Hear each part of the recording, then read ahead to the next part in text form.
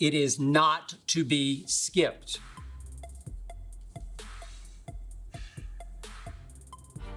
As mentioned above, allow me to take you deep inside the delusional psyche of a crazed Cowboy fanatic that is my psyche. Allow me to break down for you the addled, embattled brain of a helpless Cowboy fanatic, a helpless Cowboy zealot that has happened to me through this past August into September. I'm talking about my brain. I'm about to unleash on myself and understand I became a Dallas Cowboy fan when I was 10 years of age, living in Oklahoma City, Oklahoma. A diehard St. Louis Cardinals baseball fan, which had made me compatibly a diehard St. Louis Cardinals football fan, because at that point, the Arizona Cardinals played in St. Louis and they were also called the St. Louis Cardinals. Those were the games we had on television on Sundays. Those were the games I watched. That was the team I came to love.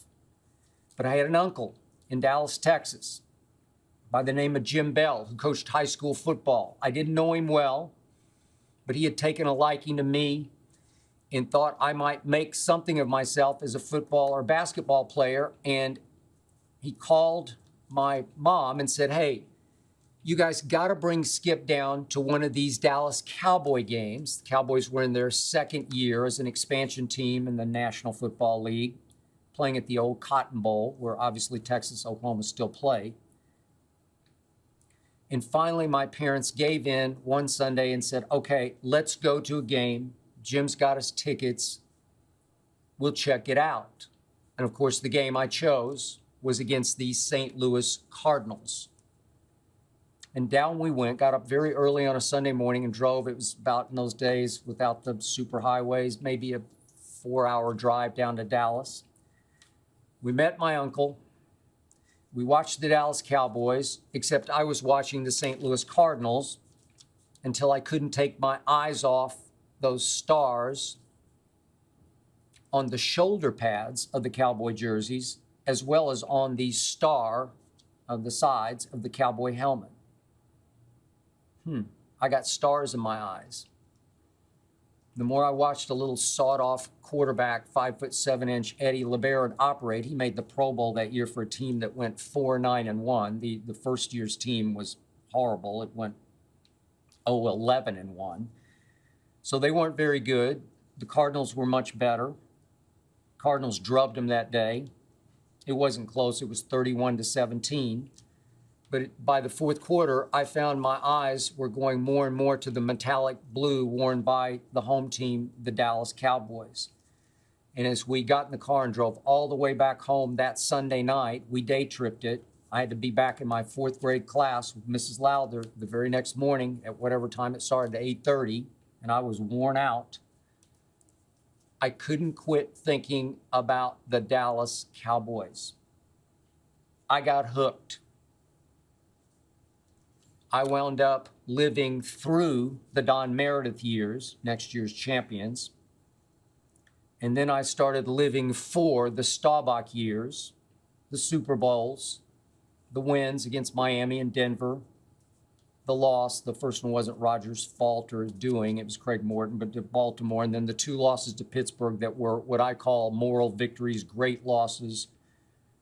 Two of the greatest games I've ever witnessed, especially the second one, the 35-31 game that I covered in Miami. Those were the days. Then I literally covered wall to wall the Jerry Jimmy dynasties, or maybe I should say the Jimmy Jerry dynasties of the early 90s. I wrote 3 books about the Dallas Cowboys through the 90s. I believe I know Cowboys history as well as anybody alive. I'll put my knowledge up against anybody's. And I saw firsthand the force field that Jimmy Johnson created. Never seen anything like it. It was Troy. It was Emmett. It was Michael. It was Charles Haley. It was something. I'd like to think that my books were written by a very objective Cowboy fan, because a whole lot of Cowboy fans didn't love everything that I wrote in each of those 3 books. God's Coach, The Boys, and Hell Bent, my Cowboy trilogy. But I'm proud of the trilogy. And yet, if you told me on January the 14th of 1996, an NFC championship game in which Dallas beat Green Bay 38-27 to march on to what became their last Super Bowl, if you told me that day that 26 years would pass until my Cowboys played in another NFC championship game, I would have laughed in your face. Not on your life. But that's what has happened. 26 years have passed since my team even made it to a conference championship game. What? 26 years. Year after year, I have fallen into the trap set by Jerry Jones, the off-season trap, the training camp trap of, oh, wait a minute, maybe this is the year. 26 times he's gotten me. He even got me last year. I went head over Jordan sneaker heels for those Cowboys a year ago. I thought the Super Bowl window was closing fast, but I thought there was barely a crack in it and that the Cowboys would squeeze through it last year. And on national TV, on Undisputed, I jinxed them. I'm convinced I jinxed them because I called them unjinxable last year. I just thought they were too bleeping good. So this year, this offseason, even this training camp, I tried my damnedest not to fall into Jerry's trap. I said, just leave him alone, leave him be painfully objective, be cold-bloodedly objective about all the negatives. Leave him be, because watch pots never boil. They don't boil. You can't watch the pot. And I watched too closely year after year. I waited for it to boil. And the only thing that boiled was my blood. So this year I said, okay, come to grips with, make peace with all the glaring negatives that so strongly suggested, if not screamed at you, that the Cowboys are going to finish second to the Eagles, the up-and-coming Eagles, featuring Jalen Hurts at quarterback. I'm a big fan. They're a better team than the Cowboys on paper.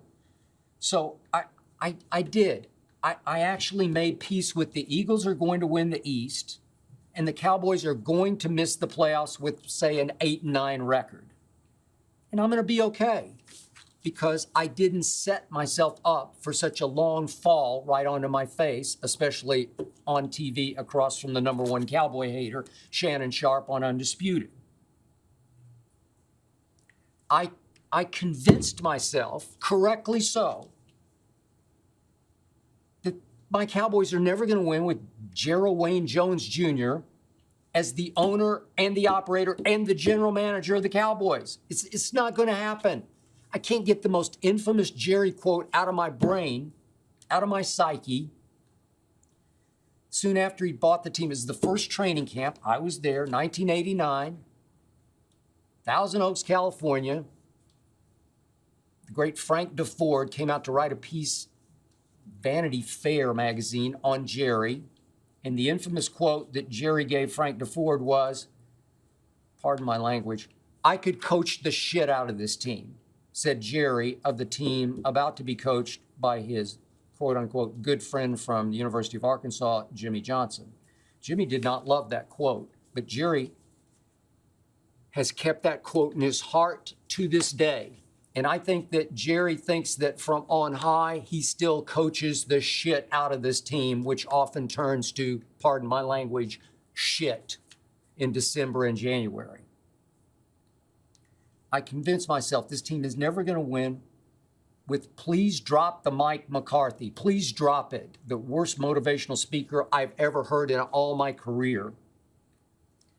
It's not going to win with Mike McCarthy as Jerry's do-nothing puppet coach. And then I convinced myself through the offseason, this team is never going to win with middle-of-the-pack Dak at quarterback. I'm sorry, just never.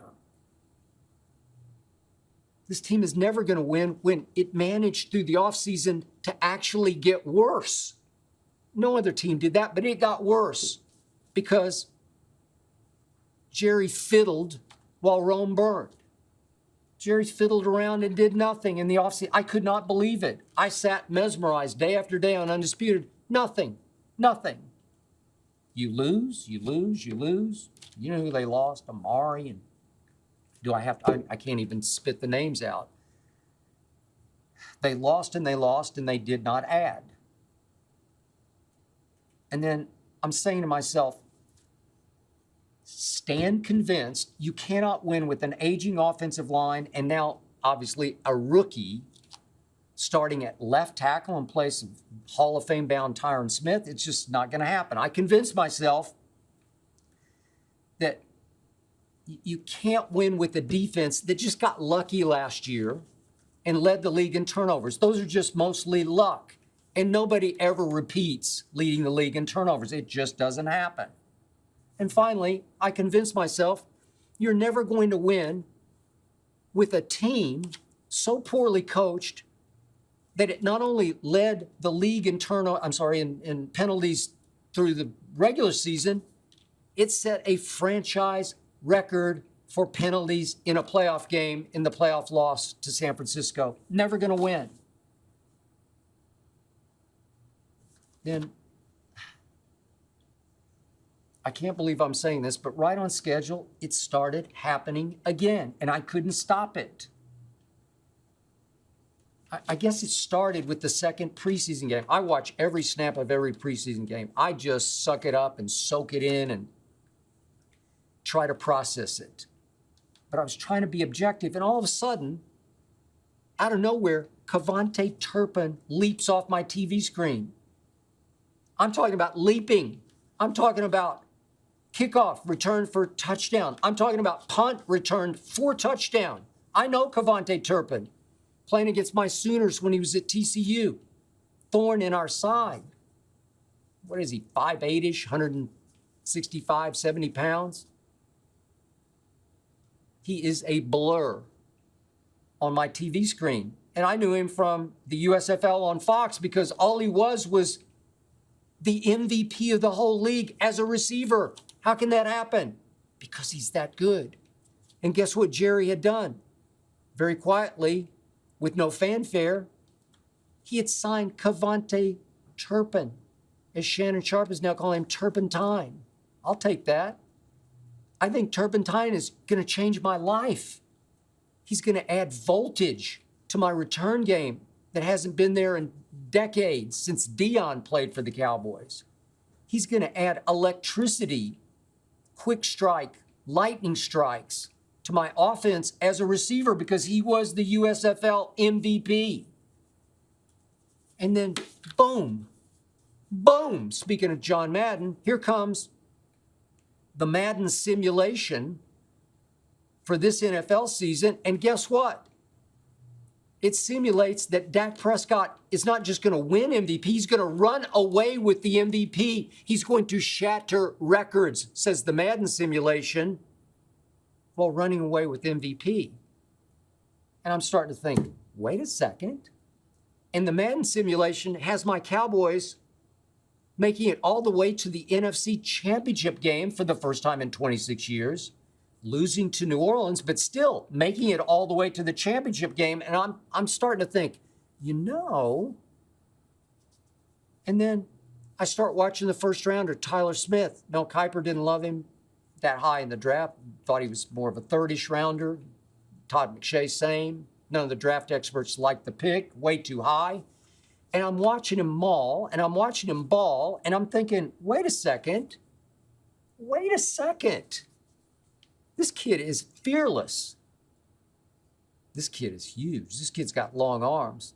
This kid has a nasty personality that translates into, I ain't afraid of no edge rushers. And all of a sudden, he's starting at left tackle, and I'm not afraid anymore. And then my man Shannon, across from me at the debate desk, the #1 Cowboy hater, started insulting and ridiculing my guy, CeeDee Lamb. And I responded by saying, Shannon, not responded, maybe I blurted, CeeDee Lamb's going to turn into a top 5 receiver this year. I honestly believe that. I think CeeDee Lamb is special. I think the decks got cleared because Jerry and the coaching staff believe he's very special. Amari was given away to the Cleveland Browns, addition by subtraction. I believe CeeDee's about to explode into superstardom. I watched every snap he took at the University of Oklahoma because I'm a fan. Special. He was all Jalen Hurts had. Jalen Hurts 1 year. He was special with CeeDee Lamb. He's going to turn into a lion in the NFL. Just watch. A lion, just like Micah Parsons says he is. A Nittany Lion from Penn State. We already know about Micah. He's dead set special. My man Lil Wayne loves him some Micah Parsons, and trust me, my man Lil Wayne hates him some Dallas Cowboys, as he calls them, the Cowgirls. Okay, I'll accept that. But all of a sudden, Wayne fell for Micah. On his birthday last year, Wayne went out of his way to take a road trip, a birthday trip to Dallas for a Monday night game against Philadelphia, just to check out Micah in person. Wayne had Micah out here to Southern California, to his home just outside of the Los Angeles area, for a couple of days just to hang out. Wayne's mesmerized. Wayne thinks that Micah is very special off as well as on the field. And I'm taking that to my bank. I believe he's going to win Defensive Player of the Year. Nearly won it last year. Defensive Rookie of the Year, obviously, but nearly won Defensive Player of the Year last year. If they utilize him correctly, I think he could lead the league in sacks with 20-ish. I think he's going to be the most devastating defensive force since Lawrence Taylor, and that is a mouthful. So I got 2 special players. I got one on offense and one on defense, and I didn't even mention Dak or Zeke. By the way, speaking of Zeke, I believe he's going to turn back into all caps Zeke, all caps. His yards per game rushing have gone down consistently every single year since in his rookie year he led the league at 108 a game. Every single year, down, down, down. He led the league in rushing his first 3, 108, 98, 96. Then Jerry paid him. Then it's possible Zeke semi-retired. Didn't take care of himself. And all of a sudden, I saw Zeke the other night, this new ad. I think it's for FanDuel, I can't remember, but it's Kevin Hart, Master of the Universe ad. How you doing, Kevin? Miss you, man. Zeke looks the best he's looked since the Ohio State. He finally got himself in shape. This is the equivalent of a contract year for Zeke, because if he doesn't deliver some goods this year, he is gone. I think he's going to deliver. I'm going to say 80 yards a game. I'm going to say the Cowboys get back to doing what they do best, which is running the football down your throat. Tyler Smith can flat out run, block, road grade. Trust me, I'm starting to like this offense more and more. So I'll admit it. Late August into September, I got stars in my eyes.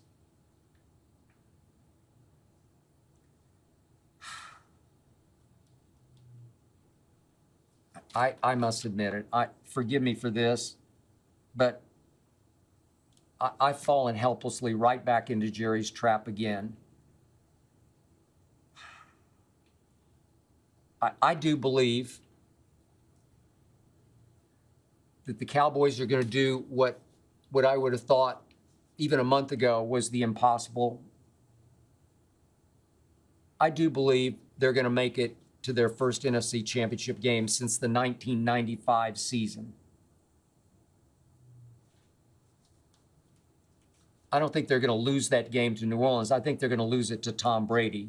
More on him in just a moment. But I got them going 12-5. I got them having the greatest season since the 1995 season.